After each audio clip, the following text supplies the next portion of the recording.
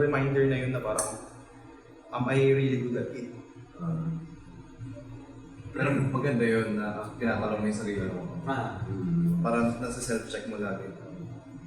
Hindi ka arrogante lang na walang dating.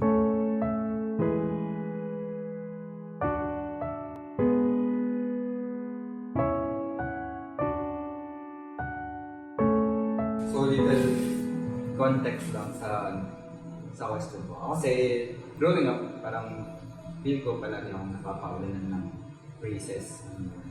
Then may magawa lang ako konting magandang bagay. Uy, ang galing naman niya. Ganun. Tapos ngayon, feel ko nagsastruggle ako sa self-confidence at kung paano mo siya ibabalance mo. Kasi minsan yung over self-confidence mo, parang arrogance yun. So, paano mo ma-define yung fine line ng self-confidence and arrogance? Kasi parang maraming instances na kailangan mong maging arrogante para magusto yung confidence mo or ako. Pero madalas ngayon, ako na yung tahimik. Lagi ko nang iniisip yung sabi. Achievable ba talaga yung tinaplano ko? Ay, may confidence ako. Pero ano na siya, subtle na siya. Hindi na siya. Ano nang sabi. Dati, nagkarap pa ako sa classroom. Ganun. Sabi nung gagawin ko talaga, mag-volunteer ako ngayon. Kahit may alam ako, kung nasa sabihin, tataguin ko. So yun. Paano mo ibabalance yung arrogance? Kasi naging conscious ka na possible na arrogance lang. Hindi ko rin ma-define. Or meron kasi mga iba pag pinapakita mo yung skill mo, like, na ano sila, like, na hindi na arrogant na. Like, masyadong ano ito, ayapon mo nito. Parang ganun eh. Kaya parang ako, parehas rin ako. Like, may mga skills ako na ano, tapos biglang pag pinakita ko, like, minsan, alam ko, tapos tatahimik na lang ako na, alam ko na kasi yung ugali nila, like, sa ako, mag-inis na eh. Kaya kunyari, wala akong idea. Tahimik lang ako. Titignan ko paano niya ayusin, paano niya sasolve yung problema. Like kasi pag nagsalita ako, like, hindi nga ganyan eh. Bakit mo kasi ano, parang ikaw na yung isisay na, hindi, kung mga tinuturuan, alam ko to. Ganun. Meron akong kilala na ano, pag sinasabihan ko, delikado kasi parang sinasabi mo pa na, ano, na parang hindi ko alam ako, or huwag ko na hirap eh. Ganun, may mga ganun. Na parang, sinasabi ko lang sa'yo, delikado kasi pag ganito ako. Sige, maging na lang ako. Bahala ako kung mga sinento ko. Ganun yung ano. Like, share ko lang sa'yo na ganun yung alam ko na ano, na pwede mangyari. Pero ayaw mo makinig. Tapos, may nangyari, wala na ako dyan kasi, ano eh, ayaw ko na yung parang gamitin. Iniisip ko kasi mayabang ako. Patahimik ka na. Tumatahimik na ako. Like, okay, ganyan pala yung gusto mo. Sa akin, yung only opinion na nagmamatter, whether arrogant ka or self-confident ka, is yung mga tao na truly na nag-care sa'yo.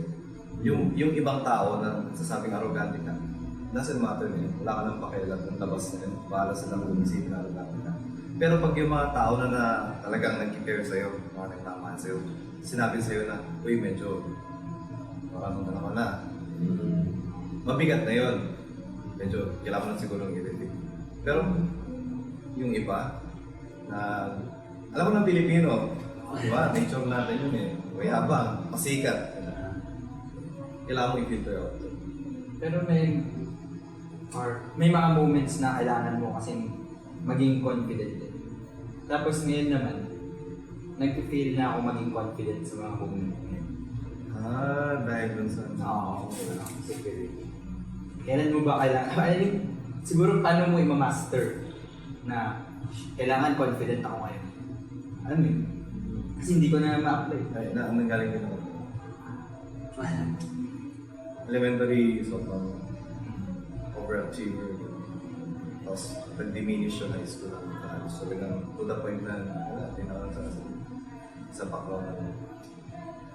Dami mo kasi makaharap na ano eh, na tao na ano eh. Minsan, gusto mo lang maging helpful, mga gano'n. Pero ayaw nila nun.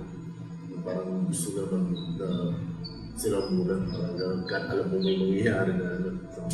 Parang gano'n. Like, mali na yung ginagawa nila. Pero gusto mo itama. Tapos ikaw pa yung masama. Oo, kung tinama mo, like, ba't hindi mo ako nagtulong sa'yo? Nanggaling naman sa magandang intention yung pagtatapang. Oo, ganun.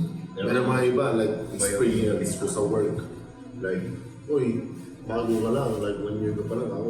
5 years ako dito, tinuturuan ko. O kaya, position nila sa, sa mga supervisor, gano'n, like, uy, tinuturuan mo ako, like, gano'n. Pero pag na-proven ko naman ang point, tinatawanan ko na lang, like, gagano'n lang. Sige na, gagano'n lang eh. Sige na, pero hindi na admit, meron, may rin sila yung parang gano'n. Like, hindi na matanggap na ginano mo, ginorek mo sila eh. Gano'n. Yeah. Pero ako, dinadaan ko na lang pabiro. Pero hindi naman ako nainis, pero like, para sa mind ko, like, sinasabi ko naman sa'yo. Gano'n. Come on. Di ba? Ayaw mo lang makinig, di ba? Gano'n. Ikaw. Sa akin kasi, ang mindset ko when it comes to work, okay lang na ako mahilig at times. Pero ako kasi ang wiring ko talaga is parang hindi talaga magmamatter yung sasabihin ng ito. Totoo. Yun yung talaga yung pinaka-wiring ko sa sarili ko na ngayon. Oo. Kaya ko naman. Ngayon. Basta parang at the end of the day, kailangan mong improve. Kasi magiging challenge yun sa sarili mo. Walk na to. Yun talaga. Kung makakakat sa mga pag-advise ng mga tao nag-advise ka, sinasabi mo yung possibility. Ako kasi ganun ako. Like, sinasabi ko positive and negative. Pwede mangyari ganito eh. Ginawa ko to, ganito eh. Gano'n. Minsan naiinis sila like, nakakain sa'yo kasi parang yung mga iba kasi tao, sinasabi lang nila yung good eh. Like, kung ano yung gusto mo marinig eh. Pero ikaw, like, pinaprank ka mo ako na, minsan tingin nila na arrogant ka eh. Yung gano'n. Like, medyo naiinis sila. Pero bigla mamaya pag nangyari, parang sabi sa'yo eh. Tapos parang sabi nila, Una, gagawin, parang nano sila. Pero like, alam ko naman tama yung sinabi mo, ayaw ko lang makinig sa'yo. Yung gano'n, like, ayaw ko lang makinig sa'yo na naiinis ako sa'yo nun kasi gano'n yung sinasabi mo na narinig ko yung negative. Pero sinasabi mo nga yung possibilities, pero na-trigger sila. Like, minsan naiinis sila na ang prangka nito eh. Gusto kong marinig yung support mo lang ako eh. Yung may problema ako, like, sabihin mo siya may kasalanan, siya may problema, di ba? Pero ang problema na sinasabi mo, ikaw may problema. Tanga ka pala eh, gagano'n ito eh. Tapos, putang yung gago to eh, gagano'n sila eh, parang gano'n. Pero meron inamin naman na friends pa rin gano'n.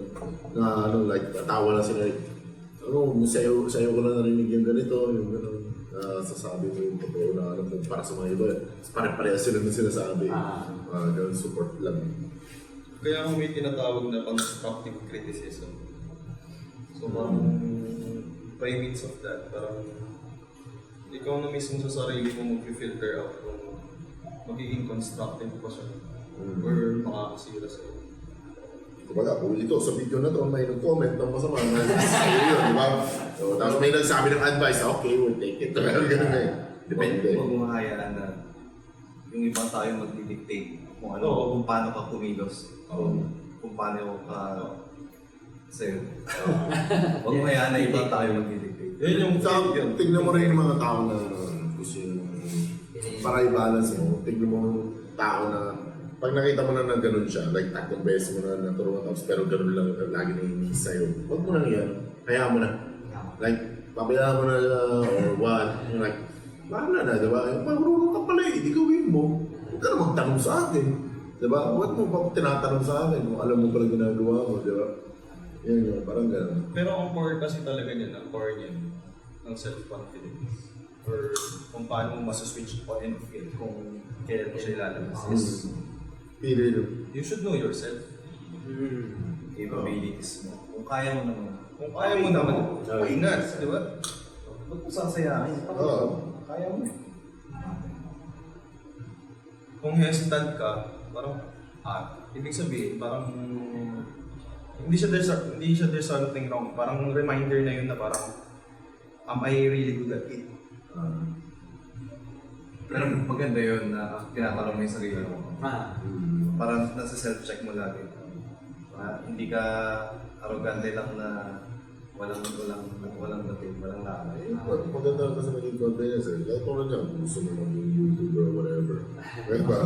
Totoo yan. Kahit diba, kung hindi ka confident sa sarili mo eh. Kahit sabihin mo marami nagtatrash, trash mo naman, pangit mo kung ako, example, nag-gaming ako, diba?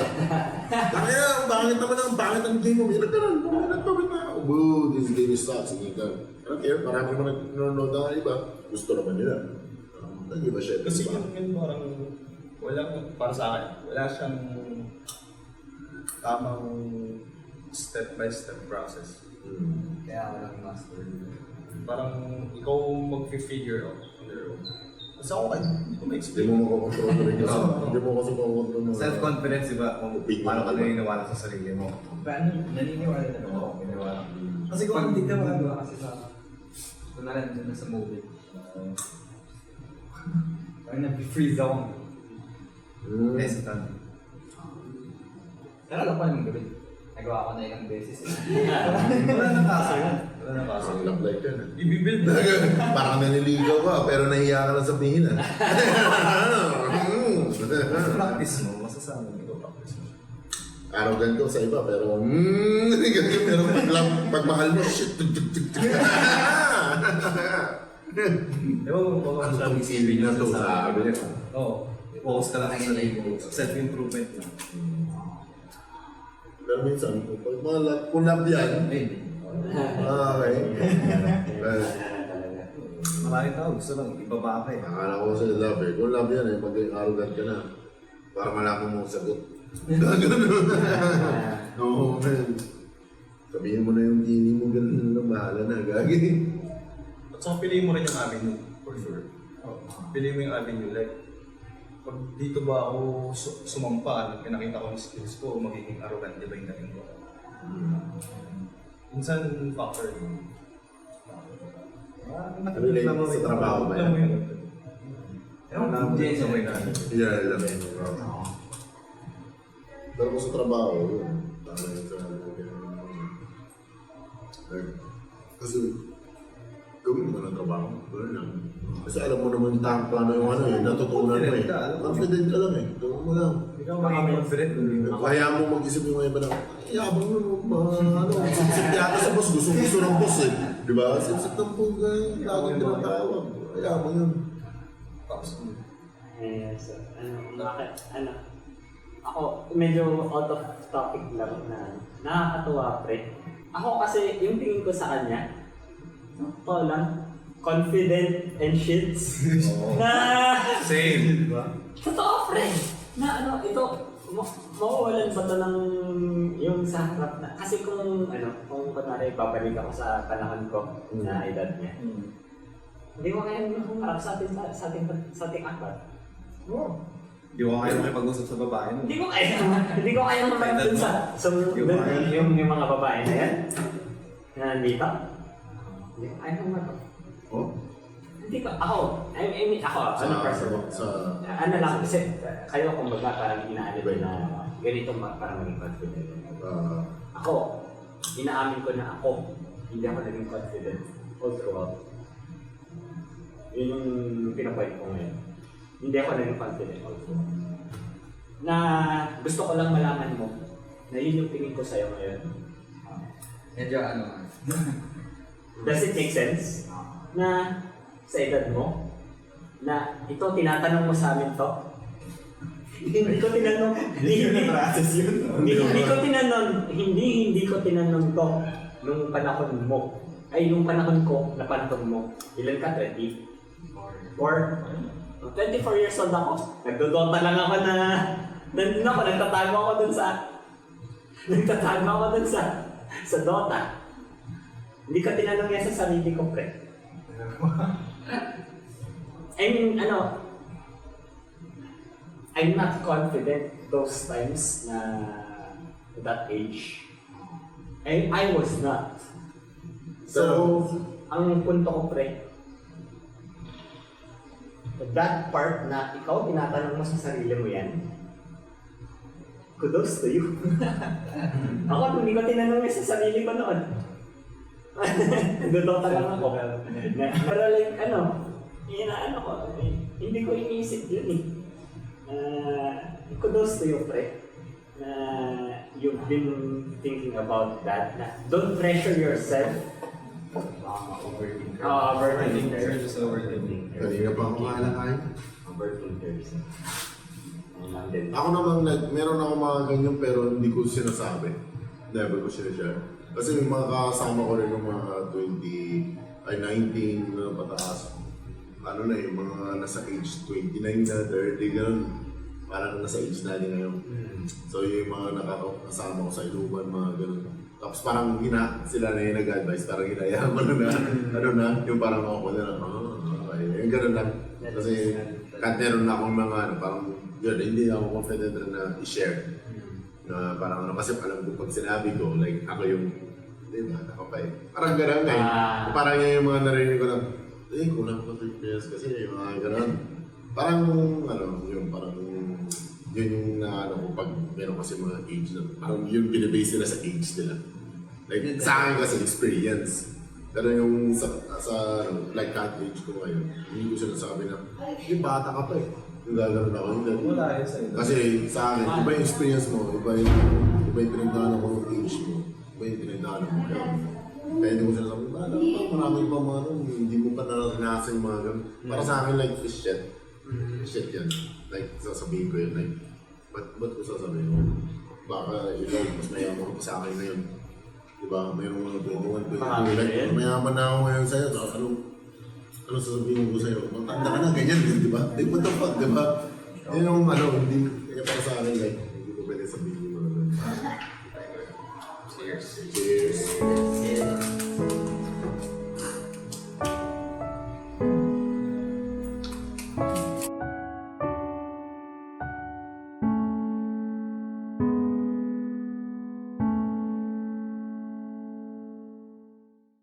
Again, this is Man of Culture.